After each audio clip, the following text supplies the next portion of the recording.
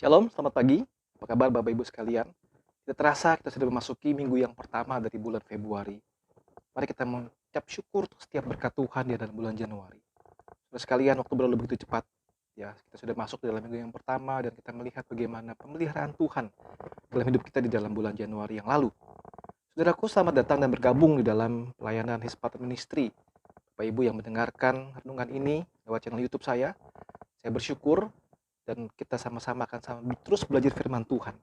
Saudaraku, pelayanan ini bukan di bawah sebuah naungan gereja atau yayasan, tapi satu murni kerinduan saya untuk berbagi firman kepada Bapak Ibu sekalian. Sehingga besar harapan saya, dukungan dari Bapak Ibu untuk subscribe renungan ini, channel ini, kemudian bisa bagikan kepada banyak orang. Sehingga kita boleh sama-sama bertumbuh di dalam iman kita kepada Tuhan. Mari sama-sama kita berdoa lebih dahulu. Bapa dalam surga, kami bersyukur untuk berkat Tuhan dalam bulan Januari yang sudah kami lalui. Kami bersyukur kami boleh memasuki bulan Februari ini. Kami menantikan berkat pemeliharaan penyertaan Tuhan dalam hidup kami sepanjang bulan ini. Berkatilah waktu perenungan ini ya Tuhan, dalam nama Tuhan Yesus kami bersyukur dan berdoa. Amin. Saudaraku, tahun ini saya merenungkan kita akan sama-sama terus belajar untuk makin mengenal Tuhan dengan satu tema besar adalah berakar, bertumbuh, dan berbuah. Berakar, bertumbuh, dan berbuah. Nah, minggu lalu kita sudah membahas renungan pertama tentang benih firman. Benih firman. Kita tahu bagaimana firman Tuhan, segala tulisan yang diilhamkan Allah itu bermanfaat buat kita. Alkitab adalah firman Tuhan. Nah, hari ini kita akan sama-sama melihat bagian yang kedua. Kita akan sama-sama merenungkan tentang apa sih manfaat firman Allah atau firman Tuhan. Saudara, kita bagi dalam dua kategori besar. Yang pertama yaitu mengajar dan menyatakan kesalahan. Yang kedua adalah memperbaiki kelakuan dan mendidik orang dalam kebenaran. Saudara, kalau kita renungkan sebenarnya begitu luas, begitu banyak manfaat firman. Dan saya dalam keterbatasan diri saya hanya ingin mengajak kita merenungkan dua bagian yang besar ini saja. Bagian yang pertama kita sama-sama renungkan firman Tuhan bermanfaat untuk mengajar dan menyatakan kesalahan. Mari kita baca 2 Timotius 3 ayat yang ke-16. Segala tulisan yang diilhamkan Allah memang bermanfaat untuk mengajar, untuk menyatakan kesalahan, untuk memperbaiki kelakuan dan untuk mendidik orang dalam kebenaran. Saudara lihat di sini langsung disebutkan bermanfaat untuk mengajar kita. Saudara, kalau kita mau umpamakan, saudara, firman Tuhan itu sebagai sebuah manual book bagi kita orang percaya. Orang percaya pada Kristus, kita perlu tuntunan hidup, kita perlu manual book, saudara. Saya ambil contoh, jikalau saudara beli gadget baru, ya, laptop baru, atau handphone baru, atau apapun itu yang baru, di dalam bungkusnya, dusnya itu ada buku manual, saudara. Di situ dituliskan dalam berbagai bahasa biasanya, mulai dari cara startnya, cara charge-nya, apa manfaat-manfaat fitur tertentu sebagainya, manual book. Untuk kita pengen tahu, pengen belajar, kita buka manual book, tahu makin memahami gadget kita, saudara. Tahu bagaimana cara melakukan hal-hal yang baik di dalam gadget kita. Saudara, demikian juga dengan firman Tuhan, sebagai orang percaya, kita perlu manual book. Ya, firman Tuhan adalah manual book orang percaya. Untuk kita hidup, kita perlu support sesuatu, kita perlu cari sesuatu, kita kembali kepada firman Tuhan sebagai manual book. Sehingga firman Tuhan harus dipelajari seutuhnya dan seluruhnya. Dikatakan di sini bermanfaat untuk mengajar. Berarti dari Kejadian sampai Wahyu harus kita pelajari seutuhnya dan seluruhnya. Saudara, apa sih yang dibahas di dalam firman Tuhan? Saudara, saya mengajak kita melihat beberapa aspek saja. Ada begitu luas aspeknya, saudara ya. Kita membahas hal yang sederhana saja. Firman Tuhan membahas mengenai Allah. Betul ya? Kita tahu tentang siapa Allah. Kita tahu sifat-sifat dan atribut Allah. Kita tahu tentang Allah Tritunggal dan sebagainya. Belajar mengenai Allah. Yang kedua, kita belajar mengenai manusia. Kita belajar mengenai kita sebagai gambar dan rupa Allah. Kemudian kita belajar mengenai dosa. Melihat bagaimana Adam dan Hawa itu dalam dosa. Dan dosa terus menerus sampai zaman sekarang tetap ada dan menguasai manusia di luar Kristus. Keempat, kita belajar lewat firman Tuhan mengenai Kristus. Ada dui natur Kristus. Kristus adalah Allah sejati dan dia adalah manusia yang sejati. Dan Kristus sebagai juru selamat kita. Kemudian lewat firman Tuhan kita belajar mengenai kehidupan orang percaya, saudara. Kita belajar setelah orang terima Kristus, apa yang harus dilakukan. Ada pertumbuhan rohani di situ. Kemudian firman Tuhan mengajar kita tentang gereja. Ada gereja dan sakramen-sakramen di dalam gereja. Bahkan sampai diatur detail-detail tentang syarat-syarat seorang menjadi diaken dan sebagainya. Dan firman Tuhan juga membahas mengenai akhir zaman, saudara. Kita melihat bagaimana gambaran langit dan bumi yang baru. Dan masih banyak hal-hal lain lagi, saudara. Jadi kalau kita mengerti firman, kita belajar mengerti seutuhnya dari Kejadian sampai Wahyu, kita melihat begitu limpah, begitu dalam apa yang firman Tuhan ingin ajarkan kepada kita. Dan harus dikatakan kita masih sangat sedikit sekali mengenal firman. Betul? Seberapa engkau memahami itu semua? Mungkin masih sangat sedikit sekali, dan itu pun kita rasa sudah cukup. Saudara, hati-hati. Saudara, firman Tuhan menjawab pertanyaan-pertanyaan yang manusia sering tanyakan. Ya. What is the purpose of life? Apa tujuan hidup manusia? Firman Tuhan menjawab, why are you here? Untuk apa engkau ada di sini dan dilahirkan? Firman Tuhan menjawab, why did God created you? Mengapa Tuhan menciptakan engkau? Firman Tuhan menjawab pertanyaan mengenai how to be a man, how to be a woman. Bagaimana menjadi seorang pria dan wanita yang sejati di dalam Tuhan. Firman Tuhan menjawab pertanyaan, what is morally right or wrong? Apa yang secara benar atau salah secara moral? Firman Tuhan menjawab pertanyaan, how God want you to live? Bagaimana Tuhan ingin kau hidup? Saudaraku, dari semua apa yang saya utarakan saudara, semua bisa terangkum di dalam pemahaman doktrin firman Tuhan. Doktrin Alkitab. Saudara, kalau kita memahami doktrin, jangan langsung alergi, antipati. Wah, ini sesuatu yang berat sekali, saudara. Tidak, saudara. Doktrin yang benar adalah pengajaran firman Tuhan, Alkitab, akan kebenaran-kebenaran teologi secara akurat. Secara akurat itu penting. Kemudian pengenalan itu, pengajaran itu akan menuntun kita kepada hidup rohani yang sehat. Dan akan mentransformasi hidup kita secara individu dan hidup gereja Tuhan. Jadi sebetulnya bukan sesuatu yang berat atau harus diantik. Aku tidak mau, susah. Tidak, saudara.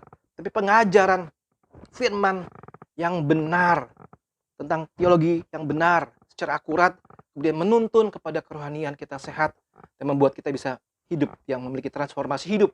Dan demikian juga dengan gereja Tuhan. Sehingga saudara, ini adalah manfaat firman Tuhan, mengajar kita. Saudara sekalian, kita mengerti tentang sebuah doktrin, saudara. Jangan terlalu pusing dengan kotak-kotak doktrin A, doktrin B, doktrin C, sehingga kita akhirnya saling berbenturan, saudara. Bukan itu tujuan firman Tuhan. Tetapi kita belajar back to the Bible. Apa yang Alkitab katakan. Apa pentingnya belajar tentang doktrin, saudara. Saudara, orang membahas tentang doktrin, saudara. Seringkali di dalam sekolah teologi gereja tertentu menjadikan sebuah hal yang sangat rumit sekali. Seolah-olah hal yang simpel dibuat rumit.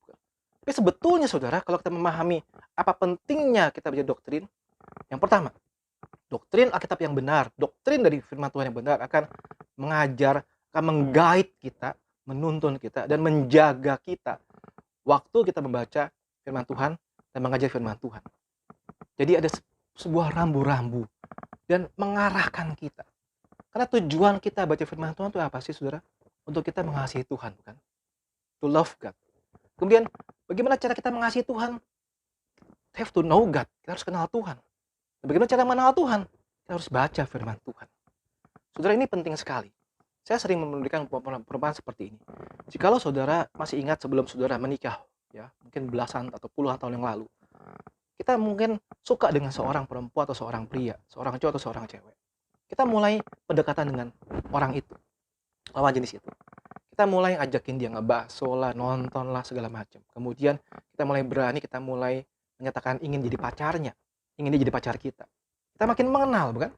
Pelan-pelan sampai akhirnya kita sudah mantap secara usia, secara kedewasaan, secara kerohanian, kita mulai menikah.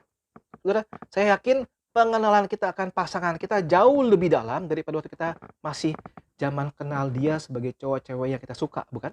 Saat ini kita sudah menikah belasan tahun atau puluhan tahun, kita makin mengenal pasangan kita, bukan? Waktu kita cuma sekedar melirik, dia tahu kita maunya apa. Dia tahu maunya kita apa, karena sudah makin mengenal. Kenapa? Karena kita hidup dekat dengan dia, kita mencintai dia, kita mengenal dia, kita tahu dia dekat sekali. Saudara, bagaimana engkau kenal Tuhan kalau engkau tidak pernah membaca firman Tuhan? Bagaimana engkau katakan engkau mencintai Tuhan kalau engkau tidak mau mengenal Tuhan? Jadi pentingnya doktrin adalah kita bisa belajar, diarahkan, mengenal firman Tuhan dengan benar dan mengenal Tuhan pada akhirnya. Saudara, pentingnya doktrin yang kedua adalah begini. Bukan cuma ngomongin tentang teologi atau tentang kognitif saja, tapi teologi yang benar harusnya menuntun kita kepada hidup kudus. Hidup kudus. Jadi, jangan masuk dalam ranah-ranah perdebatan teologis yang tidak habis-habisnya.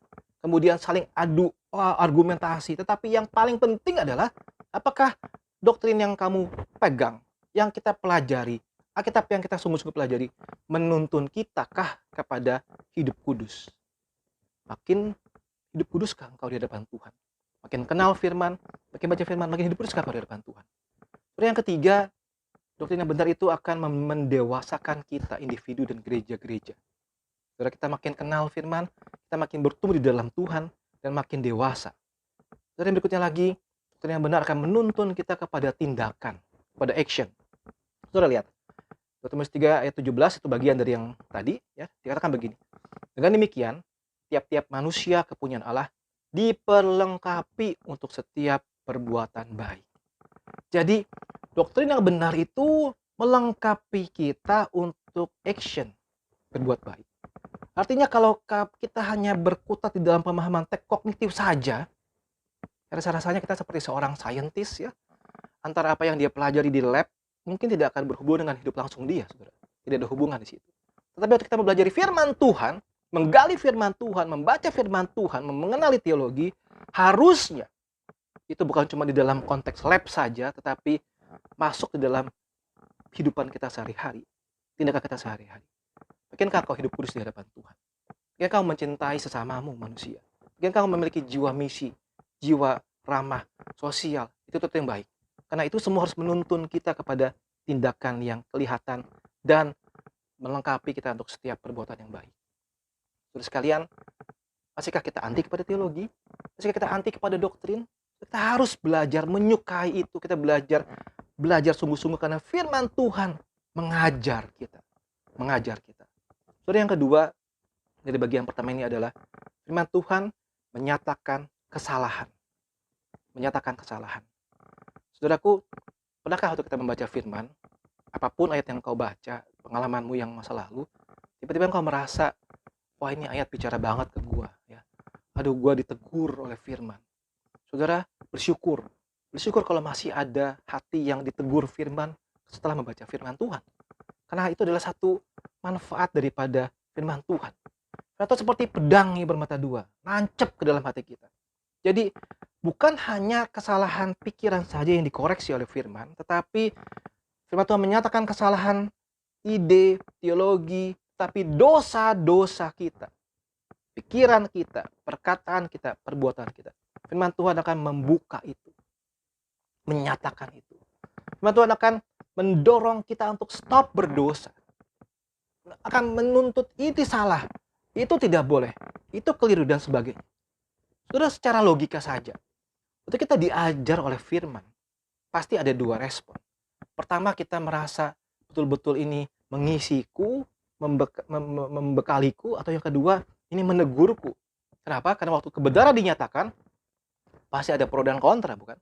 Nah, mari kita sama-sama belajar membaca firman, membuka hati kita. Tuhan, tolong nyatakan kalau ada kekeliruan di dalam hidupku. Tolong nyatakan ada kesalahan di dalam hidupku. Karena firman Tuhan bermanfaat bukan hanya mengajar kita, tapi juga untuk menyatakan kesalahan kita. Saudara, di akhir renungan ini, saudara, saya mengajak kita untuk mencintai Alkitab, mencintai firman Tuhan. Benih firman yang ditaburkan itu kiranya boleh tumbuh subur di hati kita. Dan jangan lupa, benih itu berfungsi, bermanfaat besar untuk mengajar kita. Engkau diajar oleh firman Tuhan. Engkau diajar hidup benar di hadapan Tuhan. Engkau diajar makin mengenal Tuhan. Engkau diajar untuk makin mencintai Tuhan. Hidup kudus di hadapan Tuhan. Dan engkau akhirnya dinyatakan kesalahan jika engkau salah. Dan pada akhirnya tentu saja kita harus berespon dengan benar. Kita harus kembali kepada Tuhan. Saudara, to love God. And the way to love God is to know God. To know God, we must read and study the Bible dengan rendah hati dan tekun dan teliti. Kita mencintai Tuhan. Kita harus belajar mencintai Tuhan dengan cara apa? Kita mengenal Tuhan. Kita mengenal Tuhan. Kita harus belajar membaca firman Tuhan. Belajar firman Tuhan dengan rendah hati, dengan tekun, dan dengan teliti. Kiranya kita semua berkati lewat firman Tuhan pada pagi hari ini. Kita semua boleh makin mencintai firman Tuhan. Makin rindu belajar memahami firman Tuhan. Makin mau dikoreksi oleh firman Tuhan. Makin mau memiliki hati yang bertumbuh dalam pengenalan akan firman Tuhan. Makin mau sungguh-sungguh setia di hadapan Tuhan. Dan hidup kita makin mempermuliakan Tuhan. Tuhan menolong kita sekalian. Tuhan memberkati.